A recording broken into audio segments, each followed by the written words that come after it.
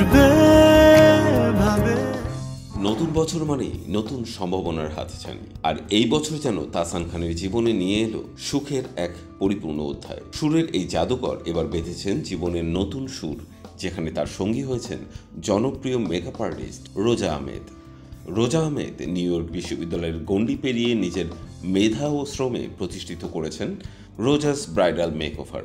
বাংলাদেশ ও যুক্তরাষ্ট্রে ব্রাইডাল মেকওভারের জগতে খ্যাতি অর্জন করা এই নারীর হাতের ছোঁয়ায় নববধূরা পেয়েছেন রূপকথার রাজকন্যার সৌন্দর্য। শুধু নিজের সাফল্যে থেমে থাকেননি রোজা, বহু নারীর জীবন বদলে দিয়েছেন প্রশিক্ষক ও উদ্যোক্তা হিসেবে।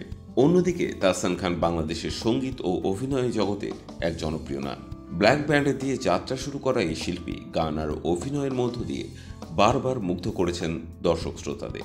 ব্যক্তিগত জীবনে নানা চড়াই উতরাই পেরিয়ে তিনি আজ জীবনের নতুন অধ্যায় শুরু করতে প্রস্তুত।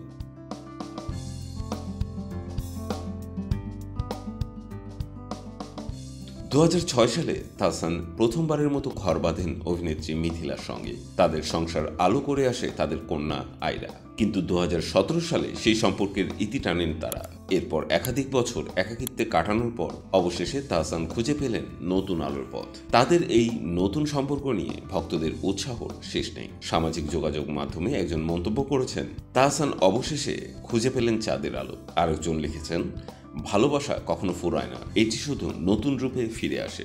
তাহসান ও রোজার নতুন জীবন শুরুর খবর ভক্তদের মনে এনেছে মিশ্র প্রতিক্রিয়া। কেউ পুরনো স্মৃতিতে আবেগী হলে বেশিরভাগই তাদের নতুন জীবনকে ঘিরে শুভকামনা জানাচ্ছেন।